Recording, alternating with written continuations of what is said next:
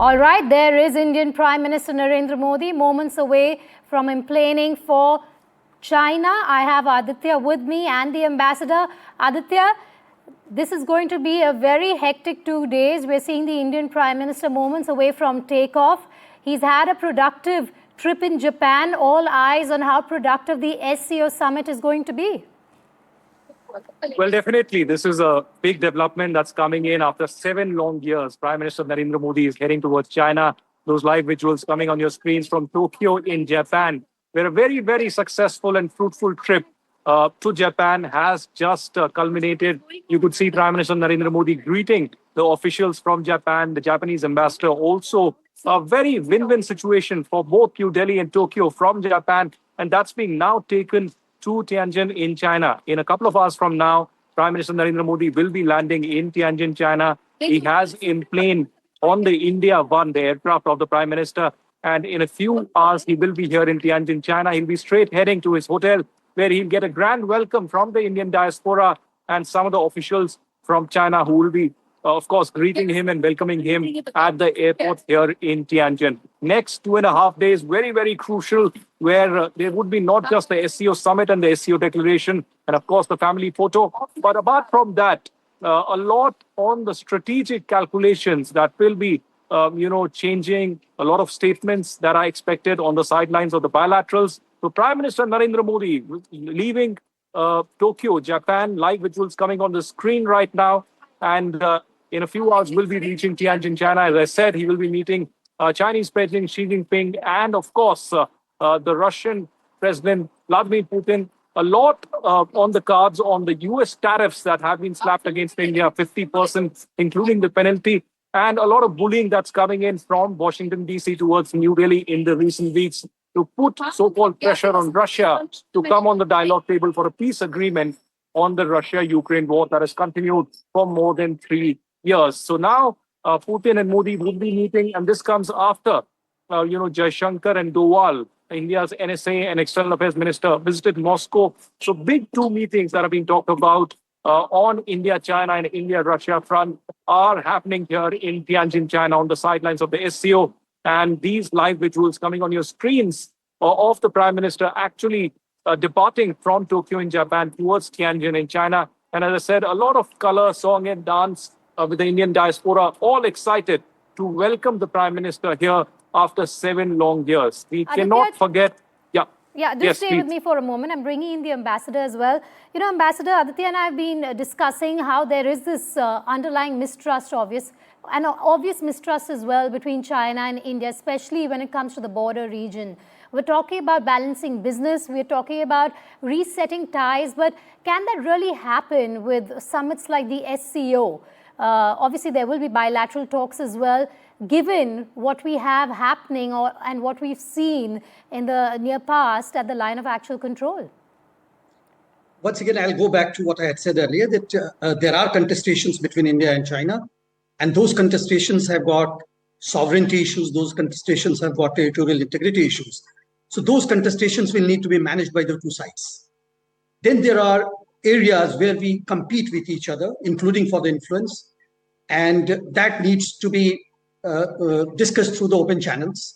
And then there are opportunities for collaboration on various issues of global importance. So I would hate to keep every issue in one bucket, and there are various buckets, and each bucket will have to be resolved differently. Right, Ambassador. And before I let you go, Ambassador, just the big takeaways from the Japan visit. You've been there, you've served as ambassador, you've been watching the developments closely. If I ask you to just name the top 3 big takeaways from Indian Prime Minister Narendra Modi's visit to Japan, what would they be according to you? So the first one is 10 trillion yen investment target in next 10 years. 5 trillion we reached earlier than what the leaders anticipated. Second one will be 500,000 Indians traveling or Japanese traveling in each other's direction, with 50,000 Indian workers going to Japan in the next 5 years. And thirdly, the important technological areas in which Japan and India would be working in the future with the investment of 10 trillion yen, which has been announced. So these 3 will be my largest takeaway on the bilateral front.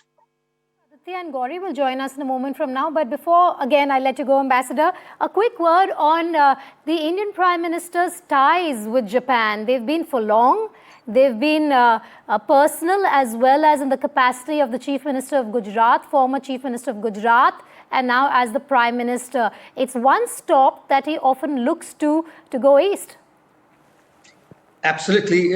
If you look at the cultural parameters of Japan, I believe Prime Minister is very impressed about the discipline, their organizational capacity in Japan, and the way in which Japan moves through a predictability corridor. So therefore, there is a connect during his times in Gujarat, and then when he became our Prime Minister, even then. And the current Prime Minister in Japan, with whom there is a personal relationship, personal connect of our Prime Minister, is the fourth one. And he has worked with all the Prime Ministers since 2014 in the equally effective manner. Of course, the cake is taken by late Prime Minister Abe and our Prime Minister Modi's connect. Ambassador, do stay with me. I believe we have both Aditya as well as Gauri with us live. Aditya, it's over to you for an understanding of what we should expect at the SCO declaration and the optics of this entire visit. You and Gauri have been on the ground, the first team to get there from NDTV, to give us a perspective of what to expect in the coming few hours and in the next 2 days. Take us through all of that and more.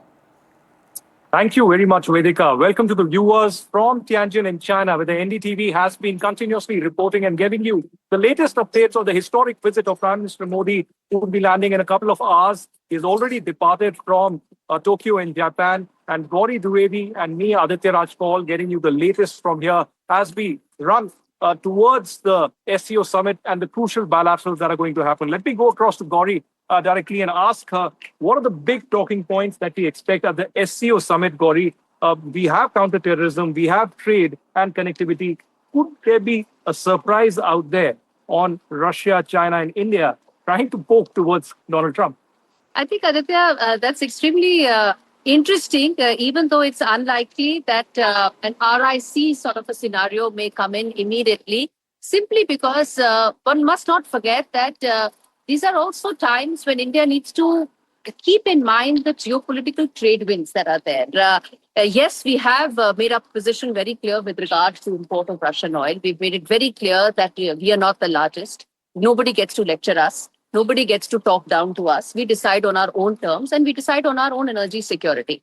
The Prime Minister Modi will also be meeting President Putin on Monday, right after the heads of state meeting will take place, when the joint declaration will be adopted for the SCO summit this time. But at the same time, an RIC also is a very forward-looking posture that New Delhi would have to evaluate from both the point of view of the messaging it sends and a stronger stance that it takes.